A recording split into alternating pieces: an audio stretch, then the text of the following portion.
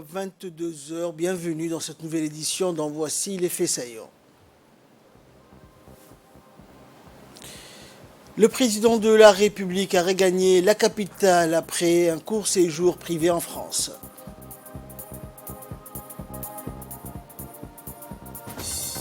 En santé, le ministre de la Santé a lancé un appel pour la vaccination des enfants sur l'étendue du territoire national.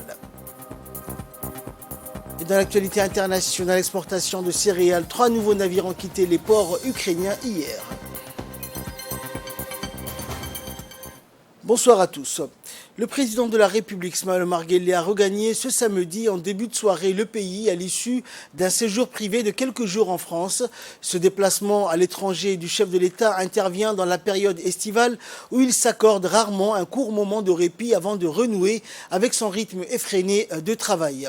À sa descente d'avion, le chef de l'État a été accueilli à l'aéroport international de Djibouti par les plus hautes autorités civiles et militaires du pays.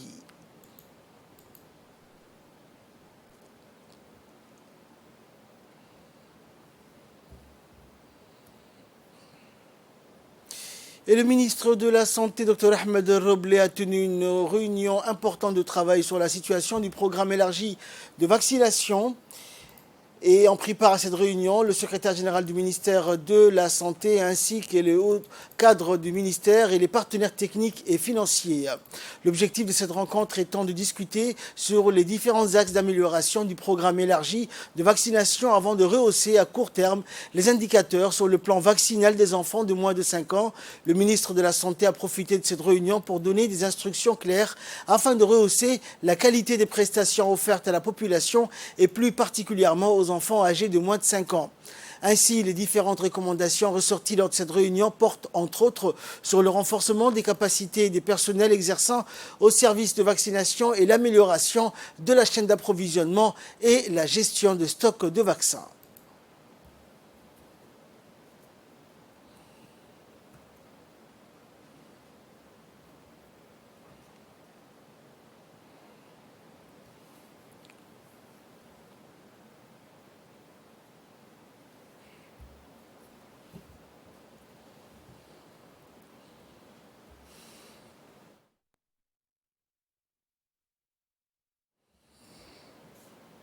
Et dans son intervention, le ministre de la Santé a souligné que l'épidémie de Covid-19 a ébranlé les services de vaccination et exposant nos enfants au risque accru de maladies telles que la rougeole, la diphtérie ou encore la polio. Le ministre a rappelé l'importance que revêt cette vaccination. S'adressant aux mères, le ministre a rappelé donc aussi que vacciner un enfant est synonyme de veiller à son être avant tout. Car avant toute chose, a-t-il ajouté, ce vaccin est le remède adéquat contre une multitude de maladies qui, certaines, sont incurable. C'est la raison pour laquelle, a conclu le ministre, ce vaccin est mis à la disposition de tous les Djiboutiens dans toutes les structures sanitaires du pays. Autre fait marquant de l'actualité ces derniers temps, il s'agit de la multiplication des saisies de contrebande, une synergie de toutes les forces de sécurité du territoire qui a permis, rien que ce mois-ci, des saisies records de produits de contrebande.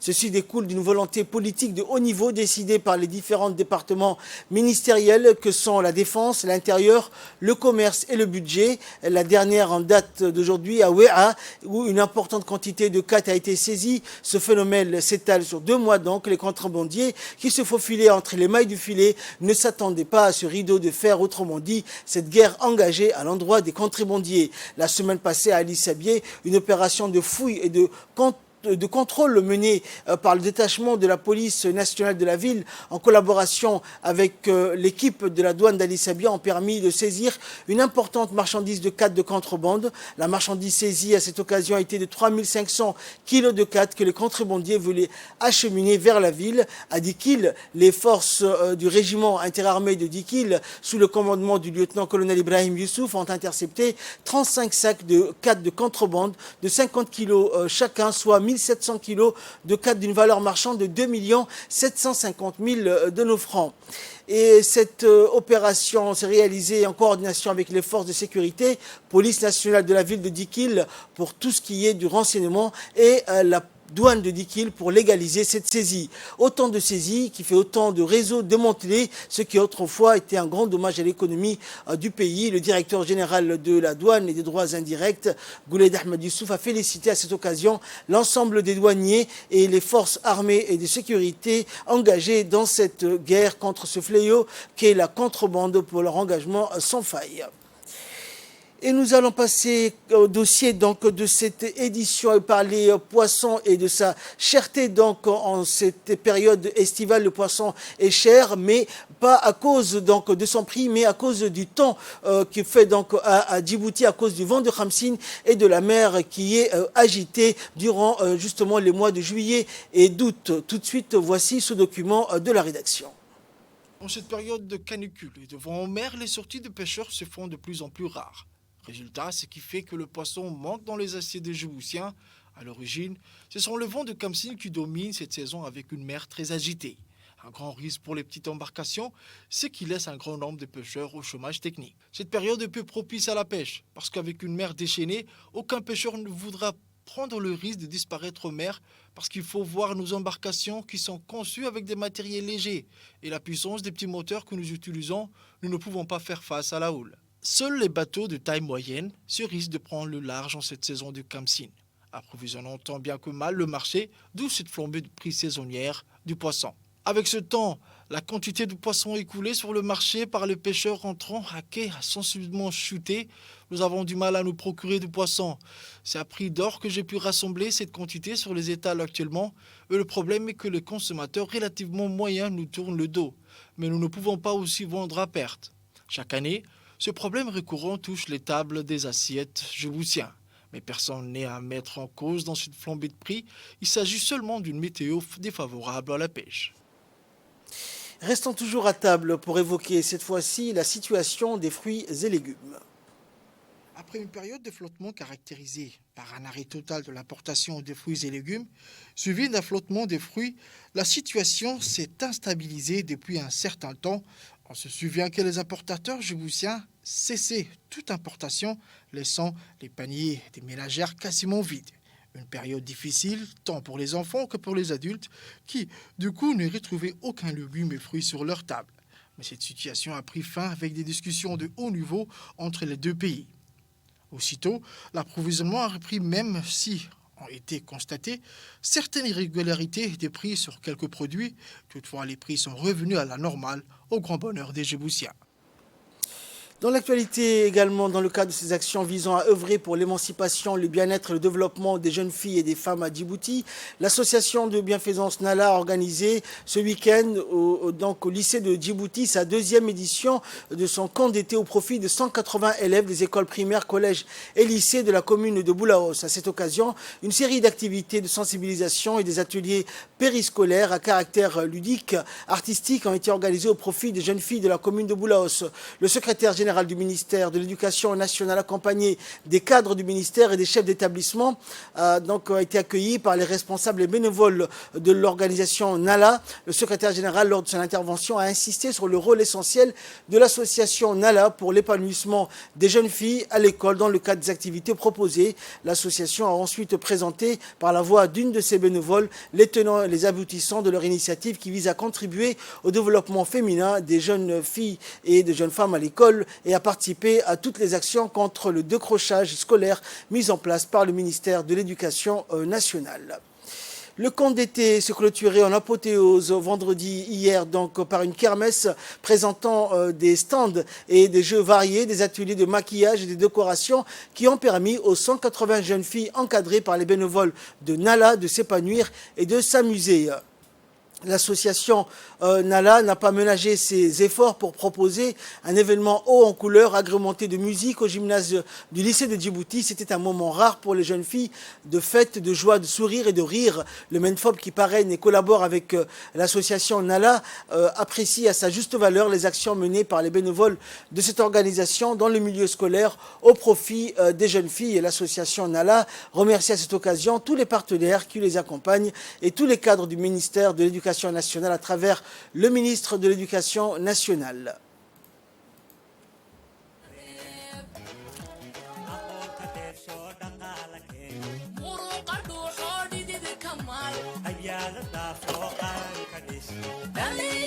hoy dhalinyarooy dhalinyarooy hoy dhalinyarooy dhalinyarooy dhaxalka reeb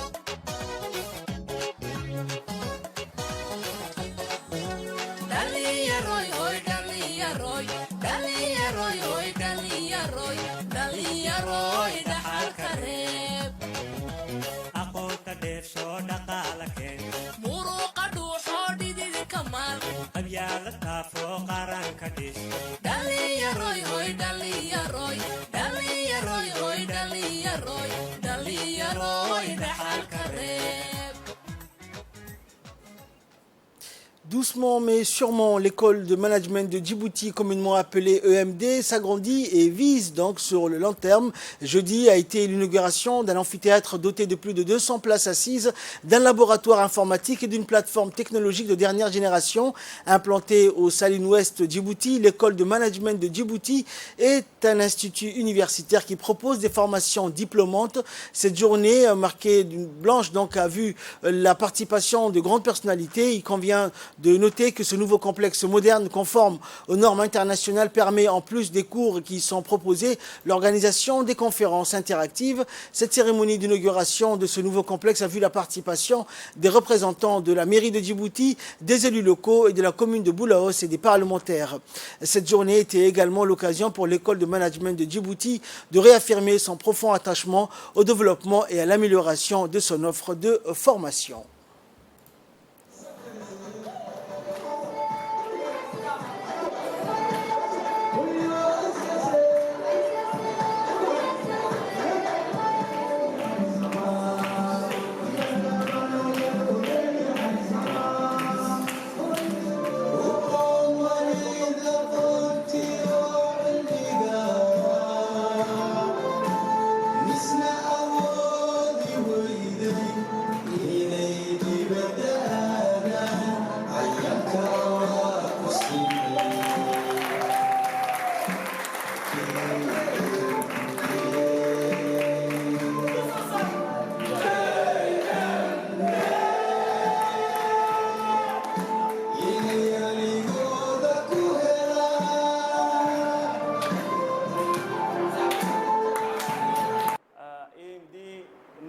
Pour nos étudiants. Le quatrième site, moi je dirais que juste c'est les pierres qui manquaient à l'édifice. Parce qu'on a déjà des grandes salles, des mini-amphis, on a déjà une cafétéria pour nos étudiants, pour divertissement et tout ce qui est. On a déjà une bibliothèque pour nos étudiants. Et là, nous avançons toujours. Et on a aussi une salle de musculation pour nos étudiants, dédiée pour nos étudiants. Aujourd'hui, une salle amphi, c'était un défi que nous avions pris et Dieu merci, on n'a qu'à dire Alhamdulillah. Et une délégation conduite par le secrétaire exécutif de l'ONARS, Hussein Hassan Dalal, s'est déplacée à Addis Abeba ce week-end pour s'enquérir de l'état d'avancement d'une mission coréenne qui se tient à l'hôpital régional d'Addis Abeba. Le secrétaire exécutif de l'ONARS était accompagné durant cette visite par le préfet de la région, le président du conseil régional et le staff technique de l'ONARS. Une équipe composée de médecins coréens, d'infirmiers et de techniciens se trouve actuellement à l'hôpital régional d'Addis Abeba depuis 2 semaines pour offrir des soins gratuits à la population, mais aussi aux réfugiés. Cette mission d'assistance médicale provenant de l'hôpital coréen basé à Addis Abeba en Éthiopie fait suite à l'invitation de l'organisme national d'assistance aux réfugiés et aux sinistrés l'ONARS. Cette mission médicale est composée de 43 personnes, médecins coréens spécialisés dans le domaine de l'acupuncture. Ils ont traité des maux de dos, de troubles digestifs, des nausées, constipation, troubles de la circulation sanguine, les sciatiques, qui est un phénomène très connu chez notre population. Depuis une semaine ici, à l'hôpital régional d'Addis Abeba, une mission composée donc de médecins américains et canadiens d'origine coréenne qui sont experts en acupuncture. C'est la première du genre à Addis Abeba. La population l'a bien accueilli, vu que chaque journée, ils consultent et soignent près de 300 personnes. La file d'attente est interminable. Ils resteront avec nous pendant 15 jours, c'est ça, 2 semaines. Ils sont les bienvenus. De telles opérations qui sont organisées avec l'appui de l'ONARS sont d'une importance capitale pour la région. Et nous sollicitons auprès de l'ONARS de renouveler de telles initiatives. Et dans l'actualité internationale, pour finir, 3 nouveaux navires transportant de céréales ont quitté les ports ukrainiens hier. Donc, c'est ce qu'a annoncé le ministère turc de la Défense. Ils entament une série de rotations régulières pour ravitailler les marchés agricoles et desserviront dans un premier temps l'Irlande, l'Angleterre et la Turquie. Et le Navistar battant pavillon panaméen a quitté Odessa pour l'Irlande avec 33 000 tonnes et le Rochen sous pavillon maltais fait route vers l'Angleterre depuis Tchernomorsk. Et enfin, le cargo turc Polarnet se dirige vers Karasu, le port turc sur la mer Noire. Et des inspections ont été exigées par la Russie qui veut s'assurer que les bateaux ne transportent rien d'autre que le chargement de céréales autorisé. Et depuis les accords conclus le 22 juillet dernier à Istanbul entre l'Ukraine, la Russie, la Turquie et les Nations Unies, les exportations redémarrent et les marchés se stabilisent. C'est la fin de ce journal. Merci de nous avoir suivis. Excellente soirée sur Télé Djibouti.